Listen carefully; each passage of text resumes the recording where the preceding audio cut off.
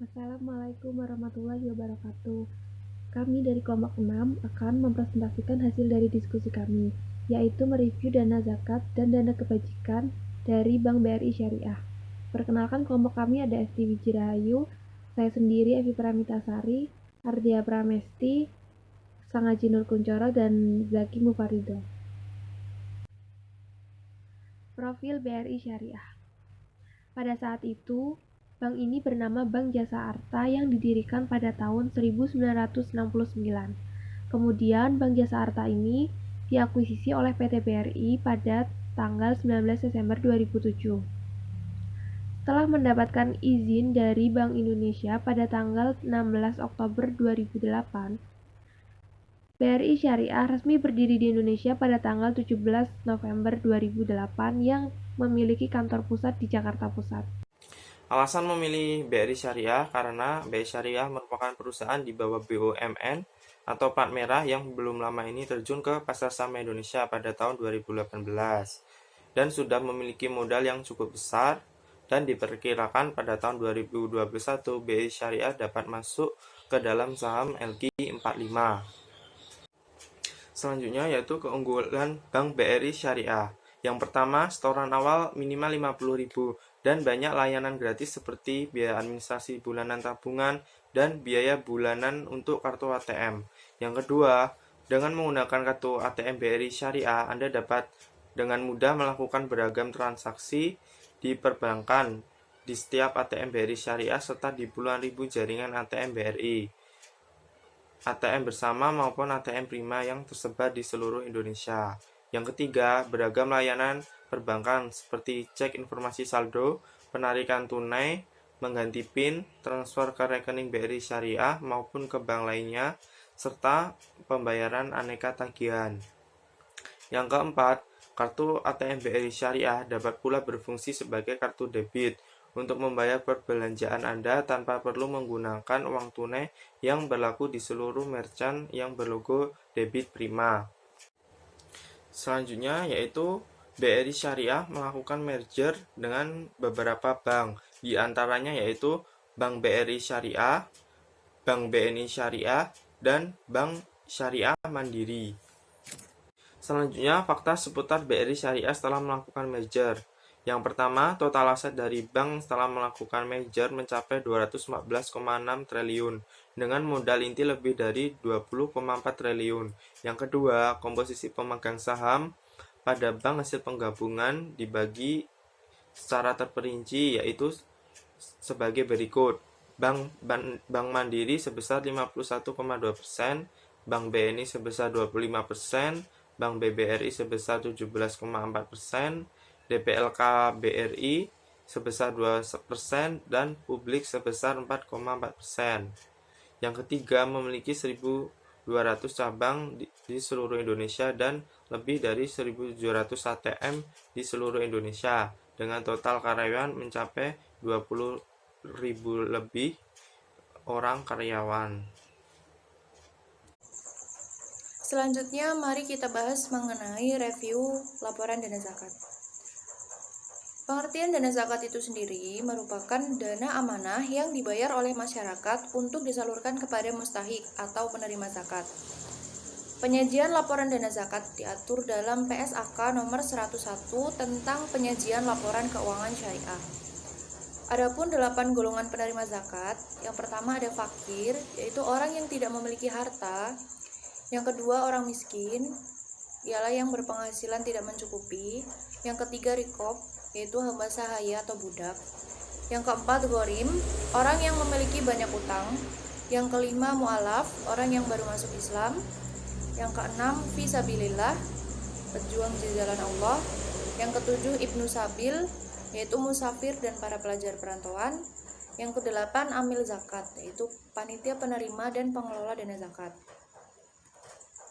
Selanjutnya ke laporan sumber dan penyaluran dana zakat PT BRI Syariah Tbk untuk tahun yang berakhir pada tanggal 31 Desember 2019 disajikan dalam jutaan rupiah kecuali dinyatakan lain.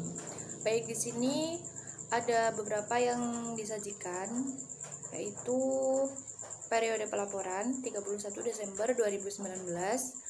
Kemudian ada pembanding dari laporan dana zakat 2018 dan 2019. Kemudian ada sumber dana zakat, penyaluran dana zakat, surplus, sumber dana zakat pada awal tahun, dan sumber dana zakat pada akhir tahun. Yang pertama mengenai sumber dana zakat, yaitu ada dua, dari internal bank dan eksternal bank. Sumber dana zakat internal bank dapat berasal dari zakat bank itu sendiri, yang kedua zakat pegawainya, dan yang ketiga zakat dari nasabah bank. Untuk zakat eksternal bank itu berasal dari perusahaan yang bermitra dengan bank. Nah, untuk jumlahnya pada tahun 2019 untuk zakat internal bank mengalami penurunan dari tahun 2018 sebesar 4 juta. Kemudian dari eksternal bank pada tahun 2019 mengalami kenaikan sebesar 6 juta. Nah, untuk totalnya ini mengalami kenaikan dari tahun 2018 sebesar 2 juta. Kemudian penyaluran dana zakat kepada lembaga lain. Nah, lembaga yang dipercayai oleh BRI Syariah untuk dia mengelola dana zakat adalah Basnas, Badan Amil Zakat Nasional. Nah, jumlahnya ini dari tahun 2018 mengalami penurunan sebesar 377 juta. Kemudian surplusnya sebesar 520 juta. Nah, setelah dijumlah dengan sumber dana zakat pada awal tahun sebesar 507 juta, menghasilkan sumber dana zakat pada akhir tahun 2019 sebesar 1 miliar 20 juta, di mana ini mengalami atau ada selisih dari tahun 2018 sebesar 520 juta. Selanjutnya akan dibahas mengenai laporan dana kebajikan yang akan dijelaskan oleh rekan saya. Dana kebajikan. Dana kebajikan merupakan dana sosial di luar zakat yang berasal dari masyarakat yang dikelola oleh Bank Syariah. PSAK nomor 59 dan PAPSI 2003 menggunakan istilah dana kebajikan menjadi Qardul Hasan. Akan tetapi pada PSK 101 istilah ini diganti dengan istilah dana kebajikan. Dana kebajikan diatur oleh PSAK 11 paragraf 75 tentang penyajian laporan keuangan syariah. Sumber dan penyaluran dana kebajikan. Sumber dana kebajikan yang berasal dari penerimaan antara lain infak dan sedekah adalah dana yang diterima dari eksternal bank atau dari rekening nasabah atas perintah nasabah tersebut. Yang kedua, denda. Denda adalah penerimaan dari nasabah atas kelalaian atau kesengajaan yang mengakibatkan tidak terpenuhinya kewajiban nasabah sesuai dengan akad, seperti akad murabahah atau istisna. Yang ketiga yaitu penerimaan non-halal. Penerimaan non-halal ini berasal dari penerima jasa giro dari bank umum konvensional atau penerimaan lainnya yang tidak dapat dihindari dalam kegiatan operasional bank. Dan yang terakhir yaitu pengembalian dana kebajikan produktif. Laporan sumber dan penggunaan dana kebajikan tanggal laporan 31 Desember 2019 dalam jutaan rupiah.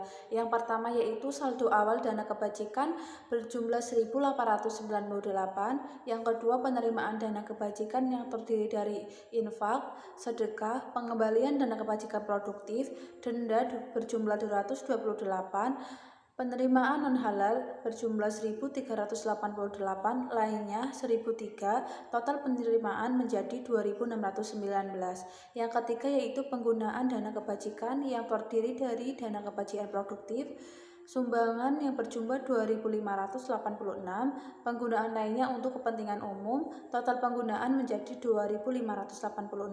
Yang keempat yaitu kenaikan atau penurunan dana kebajikan berjumlah 33, dan yang terakhir yaitu saldo akhir dana kebajikan berjumlah 1.931. Bank Rakyat Indonesia (BRIS) kembali menunaikan zakat perusahaan melalui Badan Amil Zakat Nasional atau Basnas.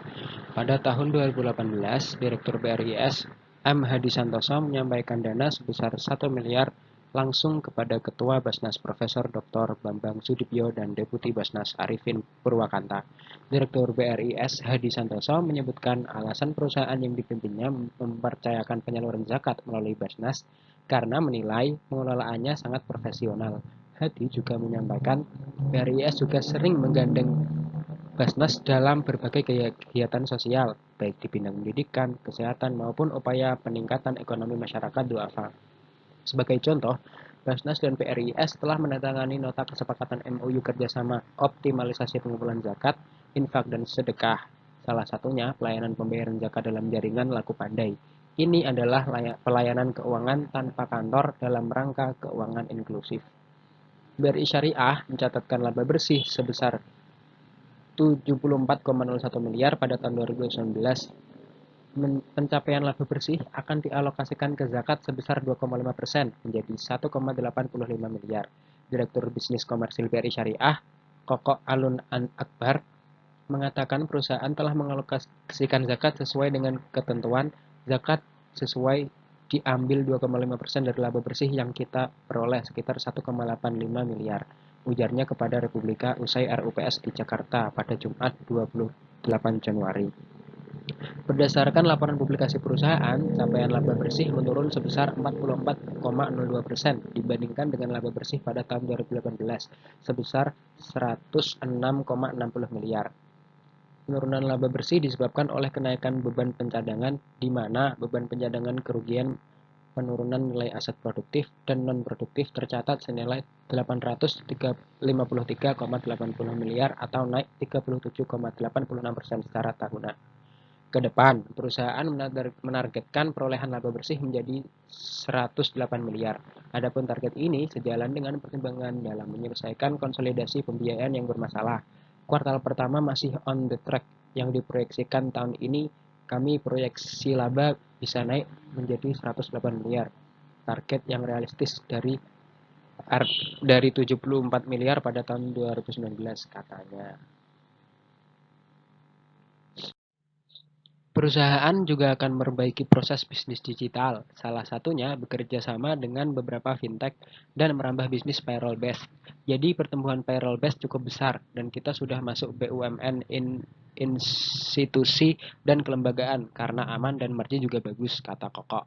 Tahun ini perusahaan menargetkan pembiayaan sebesar 44 triliun atau naik 65% dibandingkan pada tahun 2019. Pembiayaan tahun lalu tumbuh 25% seluruh segmen. Komposisi lebih besar sektor konsumer dan retail sedangkan komersial 17% ucapnya. Pokok juga menjelaskan target pembiayaan Konun lembaga keuangan syariah tumbuh 17%. Nantinya melalui target tersebut maka perusahaan dapat mengantongi aset sebesar 20 triliun.